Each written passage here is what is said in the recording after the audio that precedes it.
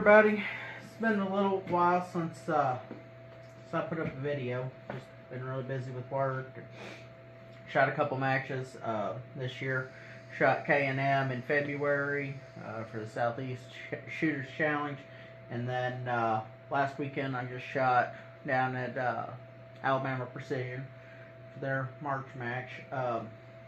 Ended up having a little conundrum. I'd planned to shoot my 6 GTs, or one of my 6 GTs, in the Alabama Precision match, and ended up not being able to because I sent my bolts off to have the firing pins bushed. Took a little bit longer than what was expected. LRI, this is for the Remington 700 action that has that Excalibur 6 GT barrel, and then for the Bergara that we just put that Bartlein 6 GT barrel on. LRI did an amazing job. These look absolutely great, and it's been worth the wait. But the only thing with LRI that I found out, their lead times may be a little misleading. They quoted me 3 to 5 weeks for both of these. 10 weeks later is when they shipped them back. And that was 3 to 5. That was not 3 to 5 weeks individual. That was 3 to 5 weeks for both.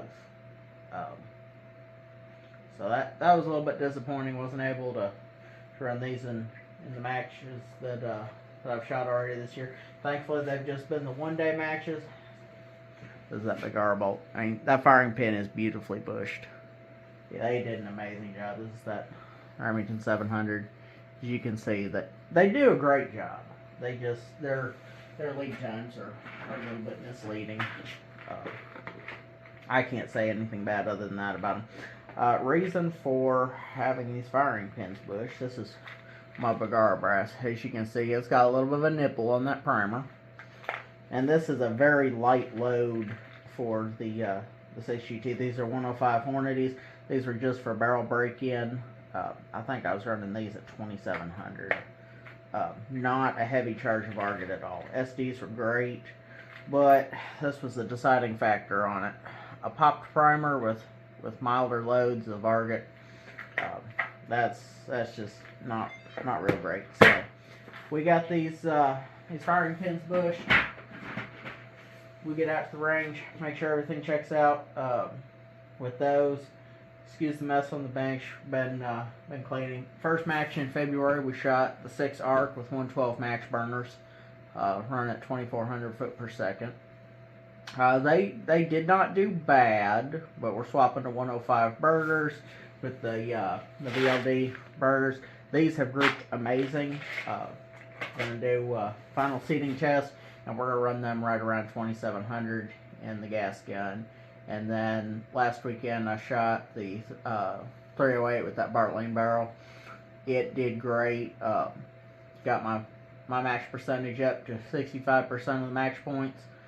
Super happy with that. It was like shooting in a hurricane. There was one stage where I bracketed for 17-mile-an-hour winds.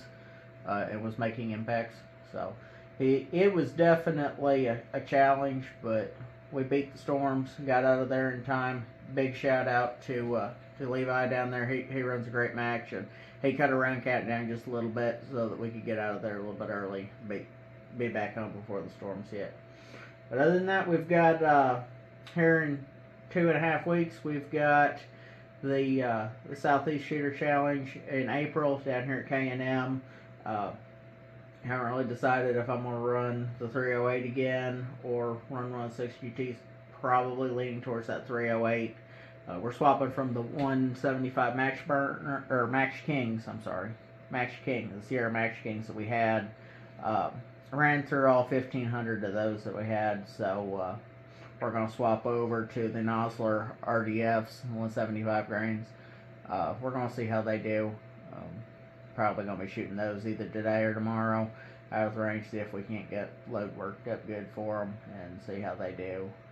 If they don't do good, we're just going to shoot gas gun or 160 GTs. Finish barrel break-in on the Bergara, and then its first match is going to be a 2-day match down at 18. So down there at Alabama Precision, it's going to go great. I have very high hopes for it.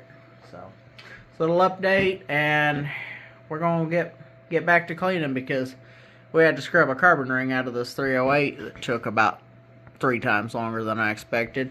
If you didn't know, also, Kroil can go bad.